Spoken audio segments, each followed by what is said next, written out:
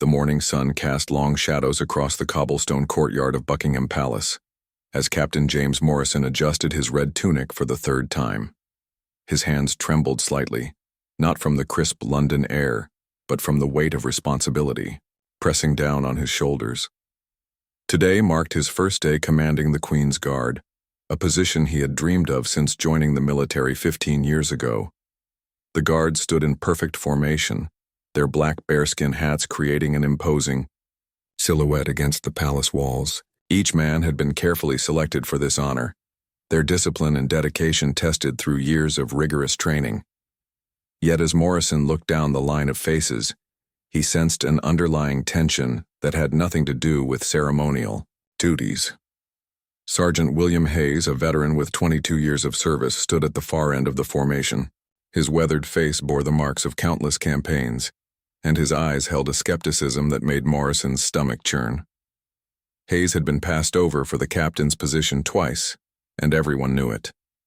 The other guards respected Hayes deeply, some even viewing him as their unofficial leader despite the formal chain of command.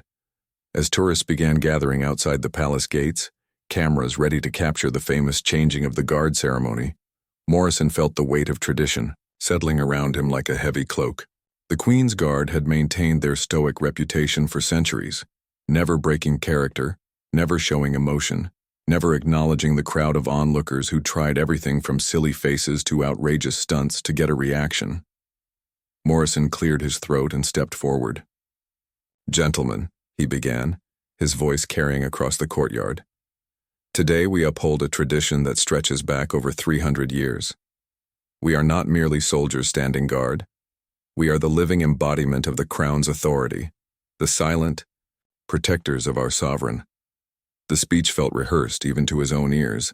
He had practiced these words countless times in front of his mirror, but now they seemed to fall flat in the crisp morning air. Several guards shifted almost imperceptibly, a sign that Morrison's inexperience was showing despite his careful preparation. Hayes remained motionless, but Morrison caught the slight tightening around his eyes. The sergeant had heard variations of this speech from every new officer who had tried to command their respect over the years. Words meant little when actions spoke louder, and Morrison had yet to prove himself worthy of leading these men. The first test came within minutes of taking their positions. A group of university students, emboldened by social media challenges, approached the guards with elaborate props and costumes.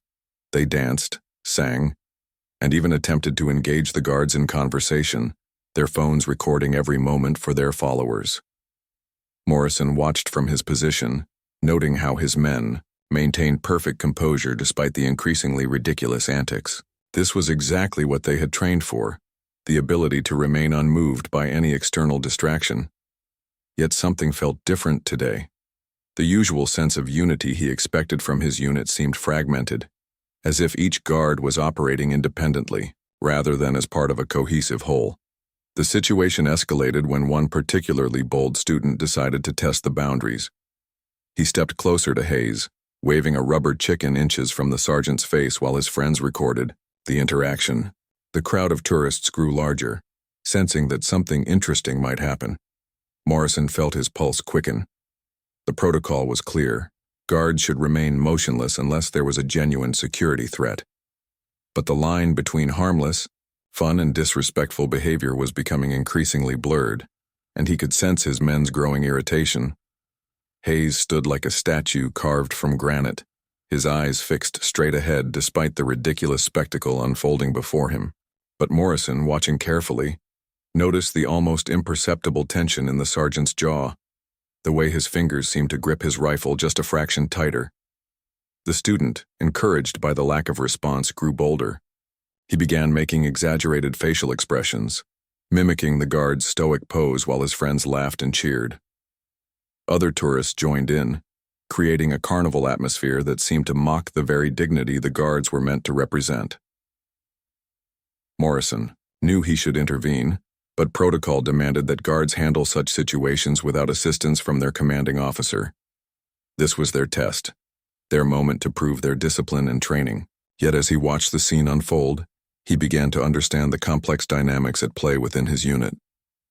The other guards were watching Hayes, not Morrison, for guidance on how to respond. Despite the formal hierarchy, it was clear that the sergeant's reaction would set the tone for the entire unit. Hayes had earned their respect through years of service, through shared hardships and countless hours of training together. As the minutes ticked by, Morrison realized that his greatest challenge wouldn't be maintaining discipline among tourists or upholding ceremonial traditions. His real test would be earning the trust and respect of men who had already found their leader in Sergeant Hayes. The red tunic and officer's insignia meant little if the soldiers under his command looked to someone else for guidance.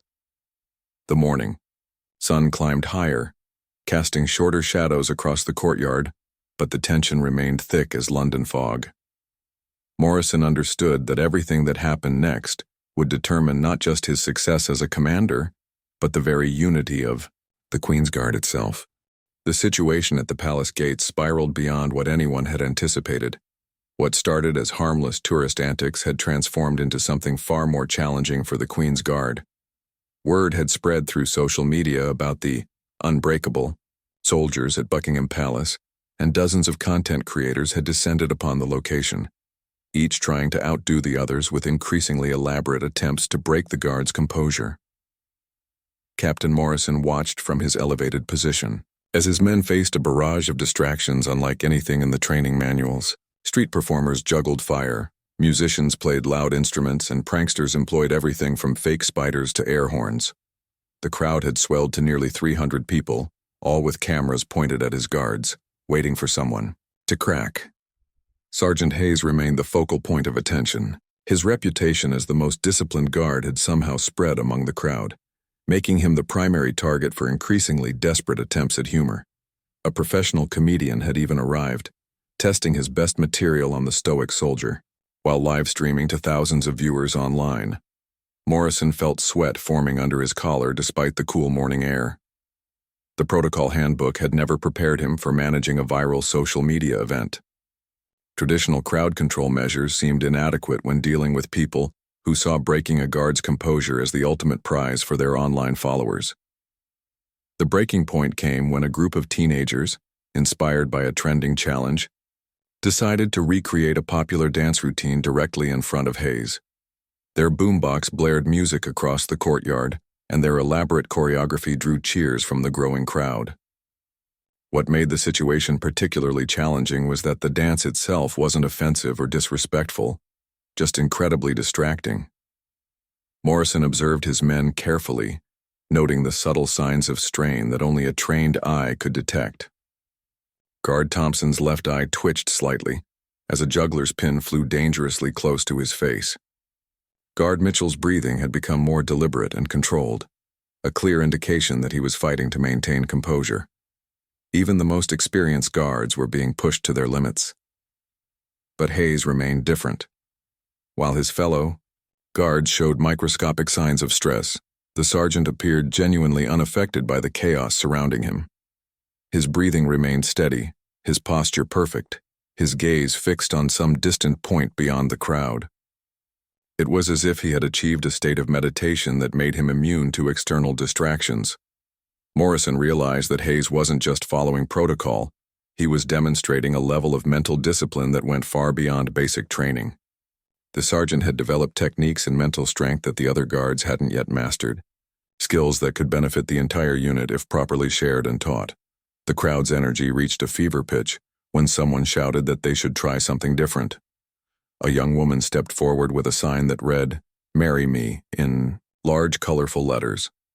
She positioned herself directly in Hayes's line of sight, waving the sign enthusiastically while her friends recorded the interaction. The romantic gesture drew massive cheers from the crowd, and soon others were joining in with their own improvised proposals. The scene had transformed from a simple tourist attraction into something resembling a flash mob, with Hayes unwittingly cast as the object of dozens of mock marriage proposals. Morrison felt his authority slipping away with each passing minute. The situation had evolved beyond anything he could have imagined, and his careful plans for a dignified first day as captain seemed to be crumbling before his eyes. Worse yet, he could sense that his own guards were beginning to question his leadership as the chaos continued without any intervention from their commanding officer. The most troubling aspect wasn't the crowd's behavior, but rather the growing disconnect Morrison felt from his own men. While he stood paralyzed by indecision, trying to balance protocol with practical crowd management, Hayes continued to demonstrate the kind of unshakable leadership that inspired confidence in difficult situations. A news crew arrived on the scene, having caught wind of the unusual gathering through social media posts. The reporter began interviewing tourists about their attempts to break the guards' composure, turning the morning's events into a potential international news story. Morrison realized that whatever happened next would likely be broadcast around the world, representing not just his guards, but the entire British military. The pressure intensified when palace security approached Morrison with concerns about crowd size and safety. The gathering had exceeded normal tourist levels, and the combination of street performers, social media challenges, and news crews was creating logistical problems that extended beyond the guards' ceremonial duties. Morrison found himself caught between multiple responsibilities: maintaining the dignity of the Queen's Guard, ensuring public safety, managing his own authority within the unit, and dealing with an unprecedented social media phenomenon that no training had prepared him for. As he watched Hayes continue to stand perfectly still amid the growing circus, Morrison began to understand that leadership wasn't just about giving orders or following protocol. True leadership, he realized, was about earning respect through demonstrated competence and unwavering principle, qualities that Hayes had been displaying for years while Morrison had been climbing the ranks through paperwork and politics. The afternoon sun cast new shadows across the courtyard, and Morrison knew that his next decision would determine not just the outcome of this unusual day, but his entire future as a commander. The crowd showed no signs of dispersing. His men were being pushed beyond reasonable limits, and somewhere in the back of his mind, he began to suspect that the solution to this crisis lay not in his officer training, but in learning from the sergeant who had somehow become the center of attention. The crisis reached its peak when palace security informed Captain Morrison that the gathering had attracted the attention of senior military officials. Word had traveled up the chain of command that a social media spectacle was unfolding at Buckingham Palace, potentially embarrassing the crown and the military establishment. Morrison felt his career prospects dissolving with each passing minute. Colonel Richardson, Morrison's immediate superior, arrived on the scene with a stern expression that could freeze boiling water. His presence sent ripples of tension through the guards, who recognized the significance of such high-level attention to what should have been a routine ceremonial duty. The colonel's reputation for ending careers over minor infractions was well known throughout the regiment.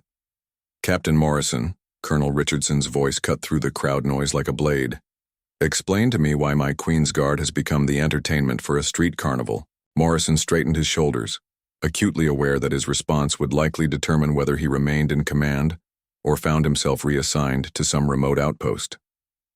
"Sir, the situation developed rapidly through social media. The guards have maintained perfect discipline despite unprecedented provocation." The colonel's eyes swept across the scene, taking in the juggling performers, the dancing teenagers, the marriage proposal signs, and the news cameras capturing every moment. His gaze lingered longest on Sergeant Hayes, who continued standing, motionless despite being the center of a crowd that now numbered in the hundreds. "Unprecedented provocation," Colonel Richardson repeated slowly, his tone suggesting that he found Morrison's explanation inadequate.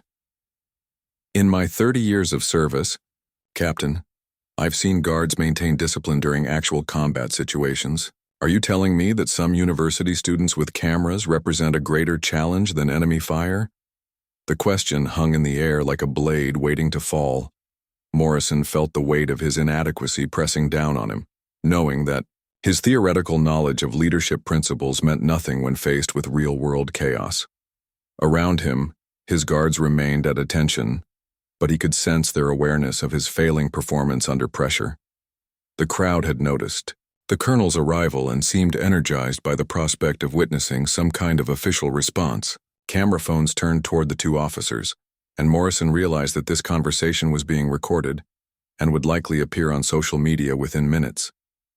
The stakes had just escalated beyond personal embarrassment to potential international incident. Hayes, despite being surrounded by the most elaborate distractions yet attempted, remained perfectly composed. A group of art students had begun painting portraits of him, while street musicians provided a soundtrack to their work. Children held up drawings they had sketched during the morning's events. The sergeant had unknowingly become not just the subject of pranks, but a source of genuine fascination and respect. Colonel Richardson walked closer to the guards, his experienced eye noting details that Morrison had missed. He observed the subtle differences in how each guard was handling the pressure, the microscopic variations in posture and breathing that indicated stress levels. When he reached Hayes, he paused for a long moment, studying the sergeant's face with professional interest. "Sergeant Hayes," the colonel said quietly, his voice barely audible over the crowd noise. 22 years of service, 3 tours of duty, decorated for valor under fire, and passed over for promotion twice due to lack of formal education credentials. Morrison felt his stomach drop as he realized the colonel was reciting Hayes's service record from memory. The implication was clear. This was a soldier whose practical experience and demonstrated competence far exceeded Morrison's theoretical qualifications for command. The colonel turned back to Morrison with an expression that mixed disappointment with something that might have been pity. "Captain, your guards have been maintaining discipline for over 4 hours under conditions that would challenge seasoned veterans. Yet you seem more concerned with protecting your own reputation than recognizing their exceptional performance." The words hit Morrison like physical blows. Everything the colonel said was true, and worse yet, it was being said within earshot of his men. Whatever authority he might have retained through rank and position was evaporating under the colonel's public assessment of his leadership failures. A commotion in the crowd drew everyone's attention as a local television crew pushed through for a better angle. The reporter, recognizing the arrival of senior military officials, began speculating on air about whether this represented some kind of security breach or protocol failure. The morning's events were rapidly transforming from internet entertainment into a potential public relations disaster for the British military. Morrison watched helplessly as the situation spiraled further beyond his control. Every decision he might make seemed likely to make things worse, while inaction was clearly unacceptable to his superior officer. The theoretical leadership principles he had studied felt useless when confronted with the complex reality of commanding experienced soldiers who had already found their own source of guidance and inspiration. Hayes continued to stand motionless, but Morrison began to notice something he had missed before. The other guards weren't just maintaining discipline through individual effort, they were drawing strength from Hayes's example. When one guard showed signs of wavering, a quick glance toward the sergeant seemed to restore his composure. Hayes had become an anchor point of stability in the chaos, providing leadership through demonstration rather than command. Colonel Richardson stepped closer to Morrison, his voice dropping to a level that wouldn't carry to the crowd or the cameras. "Captain, you have approximately 5 minutes to resolve this situation in a manner that preserves the dignity of the Queen's Guard and demonstrates actual leadership to your men. Fail to do so, and I will personally ensure that your next assignment involves considerably less responsibility and public visibility." The ultimatum was clear, and Morrison felt panic rising in his chest. Everything he had worked for, every career, goal and aspiration, hung in the balance of the next few minutes. Yet as he looked at his guards, still maintaining perfect discipline despite hours of provocation, he began to understand that the solution to this crisis wasn't about asserting his authority or following protocol. The answer, he realized, lay in recognizing what was already working and finding a way to build upon it rather than fighting against it. Captain Morrison's mind raced as he faced the most crucial decision of his military career. The crowd had grown to nearly 500 people, news crews were broadcasting live, and Colonel Richardson's ultimatum echoed in his ears. Traditional approaches had failed, protocol seemed inadequate, and his authority as commanding officer felt meaningless in the face of the chaos surrounding his guards. Looking at Sergeant Hayes, still standing perfectly motionless amid the circus of activity, Morrison experienced a moment of clarity that cut through his panic and self-doubt. The sergeant wasn't just following orders or maintaining protocol. He was demonstrating a form of leadership that transcended rank and hierarchy. Hayes had earned the respect and loyalty of his fellow guards through years of shared experiences, not through titles or formal recognition. Morrison realized that his greatest mistake had been trying to impose his authority rather than earning it. The guards didn't need another commander barking orders. They needed someone who understood and appreciated the exceptional dedication they were displaying under impossible circumstances. Taking a deep breath, Morrison made a decision that went against everything his officer training had taught him about maintaining command structure and authority. He walked directly to Sergeant Hayes, positioning himself close enough that the crowd could see and hear their interaction, but far enough to maintain the sergeant's ceremonial position. "Sergeant Hayes," Morrison said clearly, his voice carrying across the courtyard with newfound confidence, "I want every person here to understand what they're witnessing today." The crowd began to quiet, sensing that something significant was about to happen. Camera phones turned toward Morrison as he continued speaking, his words directed as much to the gathered tourists and media as to his sergeant. "What you see before you is not just a soldier following orders," Morrison announced, his voice growing stronger with each word. "This is a man who has served his country with distinction for over 2 decades, who has faced enemy fire with courage, and who demonstrates the highest ideals of military service through his actions rather than his words." Hayes remained motionless, but Morrison caught the slightest flicker of surprise in the sergeant's eyes. The other guards were listening intently, recognizing that their captain was doing something unprecedented by publicly acknowledging Hayes's qualities and experience. Morrison continued, "For the past 4 hours, you've been trying to break the composure of some of Britain's finest soldiers. What you've actually witnessed is a masterclass in mental discipline, professional dedication, and quiet leadership. These men don't stand guard because they have to. They stand guard because they understand the honor and responsibility of their position." Colonel Richardson watched with interest as Morrison's approach began to transform the energy of the crowd. Instead of viewing the guards as targets for entertainment, people were beginning to see them as professionals deserving of respect and admiration. "Sergeant Hayes," Morrison said, turning slightly toward the veteran soldier, "has spent his entire career demonstrating the values that make our military strong. His composure under pressure, his dedication to duty, and his ability to inspire others through example represent the very best of British military tradition." The crowd had grown completely quiet now, hanging on Morrison's every word. The shift in atmosphere was palpable, as what had been a carnival-like scene transformed into something approaching a ceremony of recognition and respect. Morrison felt his confidence building as he realized his approach was working. By publicly acknowledging Hayes's qualities and experience, he wasn't diminishing his own authority. He was demonstrating the kind of leadership that recognizes and elevates excellence wherever it's found. "Every soldier in this formation has volunteered for the honor of serving as Queen's Guard," Morrison continued, his voice now carrying the conviction of genuine belief rather than rehearsed protocol. "They've earned their positions through exceptional performance, rigorous training, and unwavering dedication. What you've witnessed today is not entertainment. It's a demonstration of what makes our armed forces among the finest in the world." The transformation in the crowd was remarkable. What had begun as an attempt to humiliate and embarrass the guards was evolving into something approaching appreciation and understanding.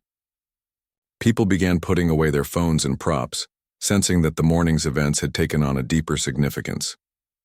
Colonel Richardson stepped forward, his expression unreadable, but his posture suggesting approval of Morrison's new approach. The captain realized that his superior had been testing not just his ability to manage a crisis, but his capacity to recognize and acknowledge excellence in others. "Ladies and gentlemen," Morrison addressed the crowd directly, "you've spent your morning in the presence of extraordinary individuals. These guards don't break character because they understand something that goes beyond entertainment or social media challenges. They understand that some things in life are sacred, that some responsibilities transcend personal comfort or convenience." A spontaneous round of applause began somewhere in the crowd and quickly spread throughout the gathering. The sound echoed off the palace walls, transforming the courtyard from a place of chaos into something resembling a venue for honoring service and dedication. Morrison felt a weight lifting from his shoulders as he realized that true leadership wasn't about controlling every situation or maintaining authority through commands. Sometimes the most powerful thing a leader could do was step aside and allow others to shine, to recognize excellence wherever it existed, and to help others see the extraordinary qualities that might otherwise go unnoticed. Hayes remained perfectly still, but Morrison could sense a subtle change in the sergeant's bearing. The recognition and respect being shown by both his commanding officer and the crowd was clearly having an impact, though his professional discipline prevented any outward display of emotion. The morning sun had climbed high overhead, and Morrison knew that the next few minutes would determine whether this crisis would be remembered as a failure of leadership or as a moment when mutual respect transformed a difficult situation into something meaningful and powerful. The moment that would define Captain Morrison's entire military career arrived when he realized that words alone, no matter how eloquent, wouldn't complete the transformation he had begun. The crowd was listening respectfully, but he could sense that something more was needed to fully shift the dynamic from entertainment to genuine recognition of military excellence. Morrison looked at the faces of his guards, noting the subtle signs of fatigue that came from hours of maintaining perfect posture under unprecedented pressure.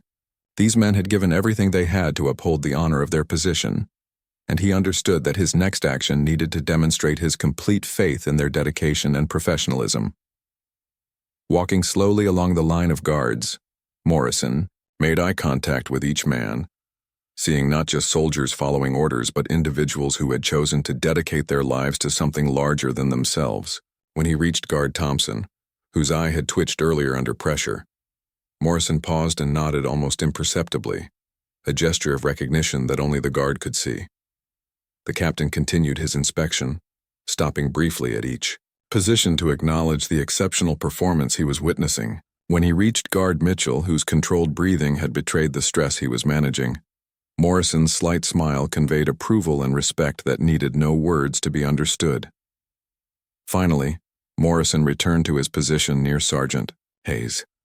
The crowd watched expectantly, cameras still recording, but the atmosphere had completely changed from the carnival-like chaos of earlier in the morning. People stood quietly, many beginning to appreciate the discipline and dedication they were witnessing. Colonel Richardson observed Morrison's actions with growing approval. The captain had demonstrated something that couldn't be taught in leadership: courses, the ability to adapt under pressure while maintaining the core values that defined military excellence. More importantly, he had shown that true authority came not from commanding obedience but from earning respect through recognition of others' contributions. Morrison took a deep breath and made the decision that would be talked about in military circles for years to come. Instead of issuing commands or trying to disperse the crowd through official channels, he chose to trust completely in the professionalism and dedication of his men. "Ladies and gentlemen," Morrison announced, his voice carrying clearly across the now quiet courtyard, "you are about to witness something truly special.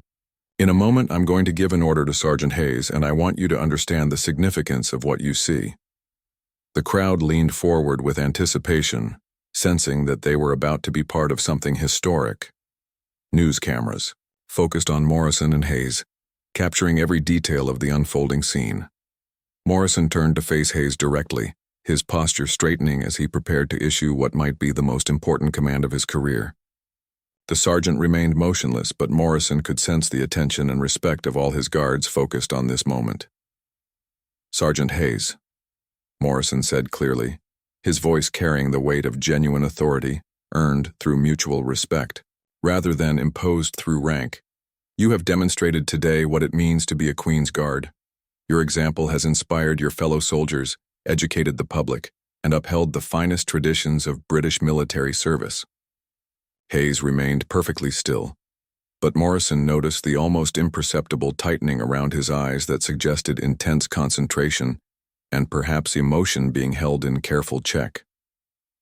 Morrison paused, understanding that his next words would either validate everything that had happened that morning or undermine the delicate transformation he had worked to create. The colonel watched intently, the guards listened carefully, and the crowd held its collective breath. "I want everyone here to understand," Morrison continued, that what they have witnessed today is not entertainment, but excellence. Not a performance, but professionalism of the highest order. Sergeant Hayes and his fellow guards have shown us what it means to serve with honor, to maintain standards under pressure, and to inspire others through example rather than words. The captain's voice grew stronger as he felt the complete attention of everyone present. There are moments in military service when protocol must yield to recognition, when hierarchy must acknowledge excellence, and when true leadership means stepping aside to honor those who have earned respect through their actions. Morrison could see that his approach was resonating not just with the crowd, but with his own guards. For the first time since taking command, he felt the subtle shift that indicated he was earning their respect rather than simply expecting their obedience. Colonel Richardson stepped closer, his presence adding weight to the moment. The senior officer's approval was evident in his posture and expression, confirming that Morrison's unconventional approach was achieving something that traditional command methods might never have accomplished. The crowd had grown completely silent, recognizing that they were witnessing something significant. What had begun as an attempt to create viral entertainment had evolved into a genuine ceremony of recognition and respect. Morrison prepared to speak the words that would complete his transformation from uncertain new commander to genuine leader, words that would demonstrate his complete faith in Sergeant Hayes and establish a new foundation for their working relationship based on mutual respect rather than simple hierarchy. Captain Morrison stood in complete silence for nearly 30 seconds, allowing the weight of the moment to settle over the courtyard.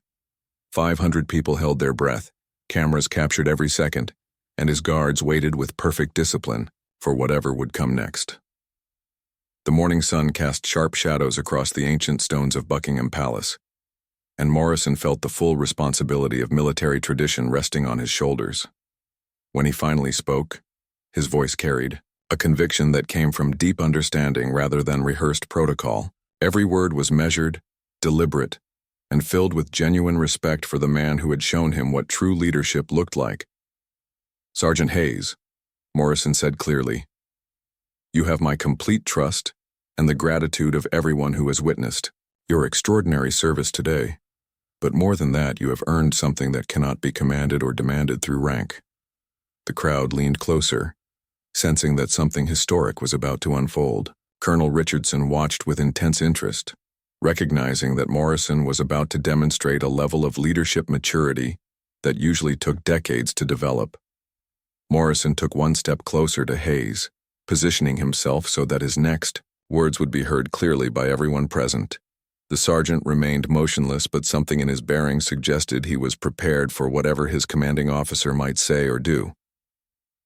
"Sergeant Hayes," Morrison continued, his voice growing, stronger with each word, "you have earned my respect as a soldier, my admiration as a leader, and my recognition as someone who embodies the very best of British military tradition.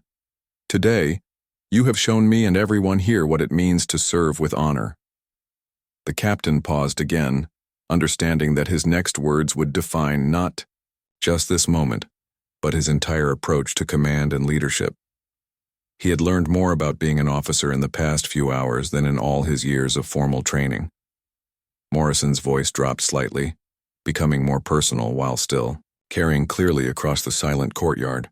"In my years of military training, I studied leadership theory, chain of command, and proper protocol. But today, Sergeant Hayes, you taught me something that no classroom could ever provide. You showed me that real leadership isn't about commanding others to follow you. It's about being someone worth following." The words hit the crowd like a physical force. Several people wiped away tears as they began to understand the depth of what they were witnessing. This wasn't just military ceremony. It was a moment of genuine human recognition and respect. Hayes remained perfectly still, but Morrison caught the slight tremor in his jaw that suggested the sergeant was fighting to maintain composure in the face of unprecedented public acknowledgement of his service and dedication.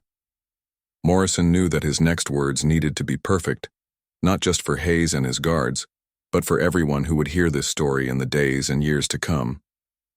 He had one chance to complete the transformation that had begun with chaos and could end with something truly meaningful. Taking a deep breath, Morrison stepped back to his commanding position and spoke with absolute clarity and conviction. "Sergeant Hayes, I am honored to serve alongside you." The two words that changed everything weren't shouted or proclaimed with fanfare. They were spoken quietly, with such genuine sincerity, that they carried more weight than any medal or official recognition could provide. "Thank you." The simple phrase hit Hayes with visible impact. For just a moment, the perfect composure that had withstood hours of provocation showed the slightest crack. His eyes flickered. His breathing changed almost imperceptibly, and those who knew him well could see that the words had reached him in a way that years of military protocol never had. The crowd erupted in spontaneous applause that lasted for several minutes. But this wasn't the same crowd that had gathered hours earlier seeking entertainment. These people were applauding something they had never expected to witness: a moment of genuine leadership, humility, and recognition. Colonel Richardson stepped forward, his own eyes showing approval and something that might have been pride. "Captain Morrison," he said loudly enough for everyone to hear, "you have just demonstrated why you were chosen to command the Queen's Guard. True leadership recognizes excellence wherever it exists and isn't threatened by the competence of others." The transformation was complete. In the space of a few hours, Morrison had evolved from an uncertain new commander, trying to assert authority through rank, into a leader who understood that real power came from elevating others rather than diminishing them. As the crowd began to disperse, many people approached the guards not to take selfies or create viral content, but to quietly express their gratitude for the lesson in dedication and service they had witnessed. Children asked their parents about military service. Tourists spoke respectfully about the discipline they had observed, and social media posts began appearing that honored rather than mocked the Queen's Guard. Hayes and the other guards maintained their positions until the end of their shift, but something fundamental had changed in the dynamic of the unit. Morrison had earned their respect not through commands or protocol, but through his willingness to acknowledge their excellence and his humility in learning from their example. Years later, when military leadership courses studied this incident, they would focus not on the chaos of the crowd or the social media spectacle, but on the moment when a young captain discovered that the most powerful words a leader can speak are often the simplest. "Thank you." The Royal Guard would never face such a challenge again, but they would always remember the day when two words from their leader changed everything about how they understood respect, recognition, and the true meaning of military service.